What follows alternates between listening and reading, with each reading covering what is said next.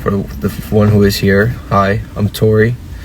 For those of you who don't know me, I'm the one who runs this account. It goes by Divine Tori 19, but my name is Tori. Nice to meet you all. Today I'm just going to be going over a Bible study based off of Matthew chapter 14. And before I read the Bible study to you guys, I will read that chapter alone. And if you guys have any Bibles of your own, I would love for you to read Matthew chapter 14 when you have the time. If you can, read it right now. I promise for those of you who are here, this will bless you. And it's all about faith and honoring God. So if you guys just want to listen up or read it yourself, go for it. But I'm just going to read the chapter. It's very small. Take a couple minutes, like at least 5 minutes for me to read it. And I'll be reading over my Bible study. And the only thing I got for you guys today is just the lessons that you learn from Matthew chapter 14. So please stay. This will bless you. I know it's kind of boring, but it's not to entertain. It's to help you guys understand God deeper. Anyway, let's get into it. At that time, Herod, the Tetrarch, heard that the reports about Jesus, and said to his attendants, "This is John the Baptist. He has been raised from the dead, and that is why the miraculous powers are at work in him. For Herod had John arrested and bound him and put him in prison because of Herodias, the wife of his brother Philip. For John had said to him, 'It is not lawful for you to have her.' Although Herod wished to have him put to death, he feared the people, for they regarded John as a prophet. But when Herod's birthday came, the daughter of Herodias danced before them and pleased and fascinated Herod, so much that he promised with an oath to give her whatever she asked. She, being coached by her mother, said, 'Give me here on a platter the head of John the Baptist.' The king was distressed, but because of his oaths and because of his dinner guest, he ordered it to be given to her. He sent and had John beheaded in the prison. His head was brought on a platter and given to the girl, and she brought it to her mother. And John's disciples came and took the body away and buried it. Then they went and told Jesus. When Jesus heard about John, he left there privately in a boat and went to a secluded place. But when the crowds heard of this, they followed him on foot from the cities. When he went ashore, he saw a large crowd and felt compassion for them and healed their sick. When evening came, the disciples came to him and said, 'This is an isolated place, and the hour is already late. Send the crowds away, so that they may go into the villages and buy food for themselves.' But Jesus said to them, 'They do not need to go away. You give them something to eat.' They replied, 'We have nothing here except 5 loaves and 2 fishes. He said, 'Bring them to me.' Then he ordered the crowd to sit down on the grass. And he took the 5 loaves and 2 fish, and looking up toward heaven, he blessed and broke the loaves and gave them to the disciples. And the disciples gave them to the people. And they all ate and were satisfied. They picked up 12 baskets of the leftover broken pieces. There were about 5,000 men who ate, beside women and children." I love you too.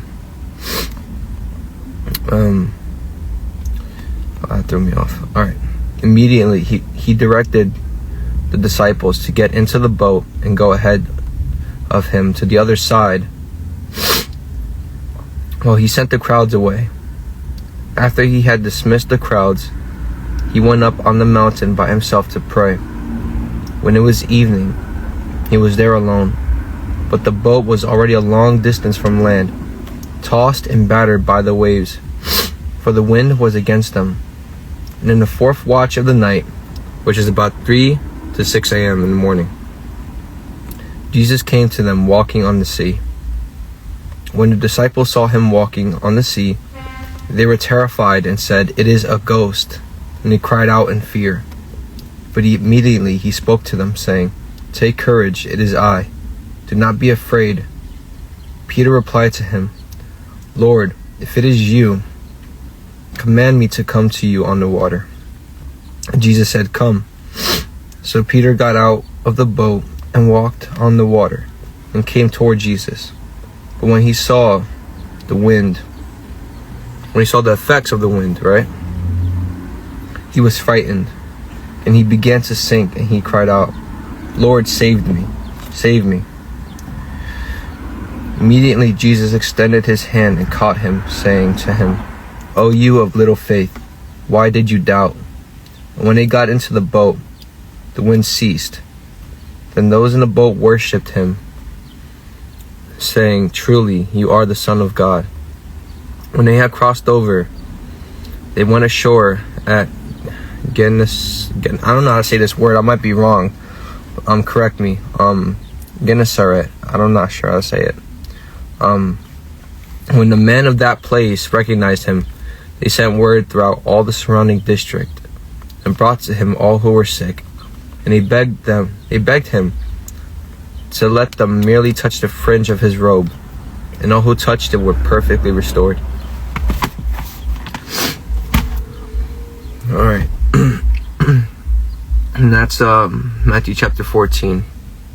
For those of you who just got here, I want you to go and read Matthew chapter 14 for yourself. For those who've been here, please go read it for yourself. For now, I'm going to read the lessons that you learned from the chapter. Please stay. It will bless you. If not, I'm going to be posting this live as a regular video for you guys to see and go back and watch. But I'm just going to read the lessons now from my Bible study. But I do want you guys to study on your own, because God loves a person who dives deep into the Word, trying to find understanding, you know? Anyway, so starting from number 1 of the lessons, right? So check this out. Trusting Jesus in difficult situations. When the disciples were caught in a storm, Jesus walked on water to them. Peter initially stepped out in faith, but he began to sink when he doubted.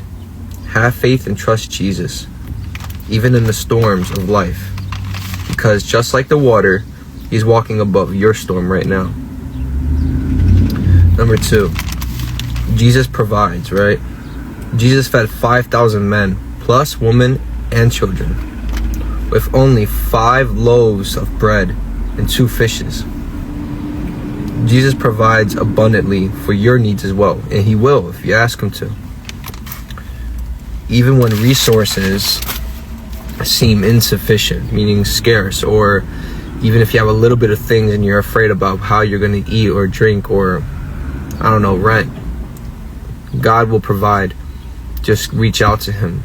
Remember, when you seek first the kingdom of God and all of his righteousness, everything that you need will be added to you. But anyway, number 3, compassion for others. Jesus, upon hearing about John the Baptist and his death, withdrew to a quiet place just to mourn and talk to God about it. Because Jesus, knowing that that was his cousin, that hurt him, you know? Imagine your cousin dying. How would you feel, you know? You wanted to be alone, right? But he still showed compassion for the people that were in need, you know, people who were sick or need restoration. He healed them, even though he was feeling bad about his cousin dying. So he healed the sick and fed the crowds. So remain compassionate, right? Even in your own moments of sorrow or difficulty. Number 4, God's power over nature. Jesus shows his power over the natural world by walking on water and calming the storm. Nothing is too big for God to control, and you should trust in his sovereignty over every circumstance in your life. Number 5, this is a good one. Faith over fear, right? When Peter began to sink, Jesus immediately reached out and saved him. Fear often leads to doubt, but faith in Jesus will always bring you through challenging moments. So no matter what you guys do, or what you go through, keep your eyes on Jesus, because the soon you start to focus on the problem that you're facing, it'll start to sink in it. But the good news is that, Jesus is ready and willing to reach out and save you from drowning in that situation, no matter what it is. Number 6, responding to the needs of others. So when the disciples suggested sending the crowds away to get food, right? Jesus told them they do not need to go away. You give them something to eat. Jesus already knew what he was going to do, but he was just testing their faith when he said that. So be proactive in serving others and meeting their needs as well. And number 7, this is the final lesson. Recognizing Jesus' authority. After Jesus calmed the storm, the disciples worshipped him, saying, "Truly you are the Son of God." This moment affirms the importance of recognizing and acknowledging Jesus and his divine authority over all things. I'm gonna add another one that I didn't write down, but King Herod, when the girl, so after she stopped dancing, right? He told her, because he was simping or whatever. He was like, "I'll give you whatever you want, even half of my kingdom. Whatever you want, I'll give it to you." And she was like, "Bring me the head of John the Baptist." And Herod feared the people more than he feared God. He was a people pleaser. That's what he focused on. He focused on pleasing people rather than God. So for you guys in this live, your primary focus is to be on pleasing the Lord and doing his will, not other people, because imagine rejecting Jesus because you want to seem cool, right? Imagine you on Judgment Day, and you're standing in front of millions of people, angels who are watching, God, right, on his throne, right? Imagine him rejecting you in front of all those people. And that's for eternal stuff. On earth, everything is very temporary. Your life can end today. And I saw a video about that today, where enjoy every second that you have and dedicate it to pleasing God, doing his will, being the salt and the light of the world. I believe in you guys. The Lord believes in you guys. That's why you're here. Okay, I'm reading your comment right now. That's good. That's good. You got this. Just keep reading, keep trying to understand. It'll all click in time, and you'll have that revelation sooner or later.